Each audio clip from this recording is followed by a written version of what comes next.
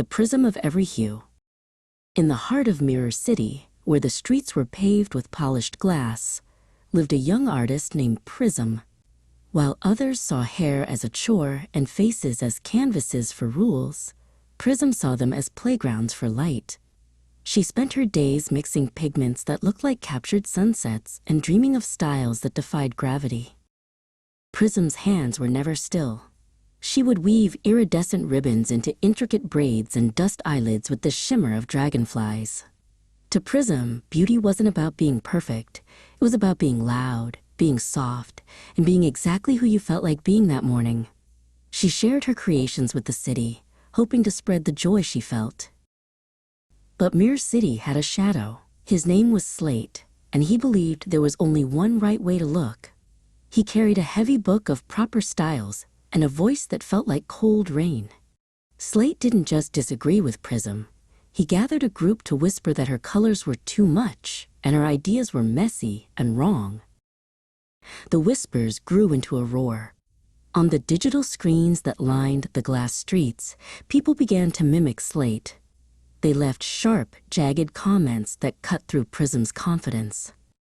For the first time, Prism looked at her jars of neon pink and ocean blue and felt they looked foolish. She put her brushes away and let the dust settle on her vanity. One evening, an old master stylist named Nestor visited Prism.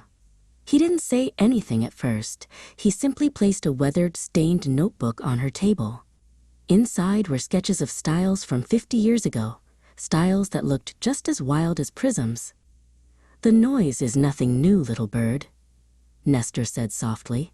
"The shadows only chase the things that shine." Nestor showed Prism his own hands, calloused and steady. He told her how the slaters of his time had tried to dim his light too.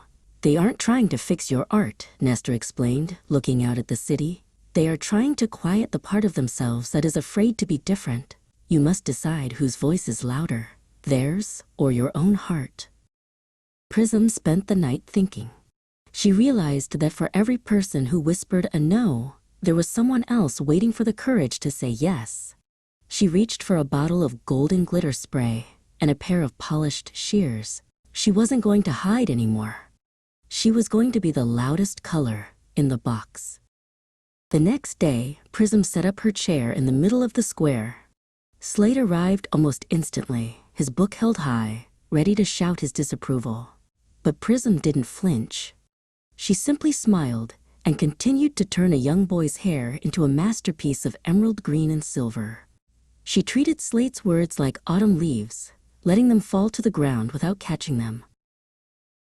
Seeing Prism's resilience, others began to step forward. A stylist named Aura, who had been hiding her love for neon makeup, joined Prism's side. "I was afraid," Aura whispered, "but seeing you stand your ground made me feel brave."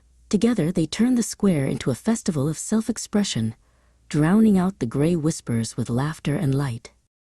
Slate eventually closed his book and walked away, for there is no power in a shout that no one fears. Prism and Nestor stood together at the end of the day, looking at a city that was finally beginning to glow with 1,000 different styles. The haters hadn't changed, but Prism had. She knew now that beauty wasn't a rule. It was a revolution.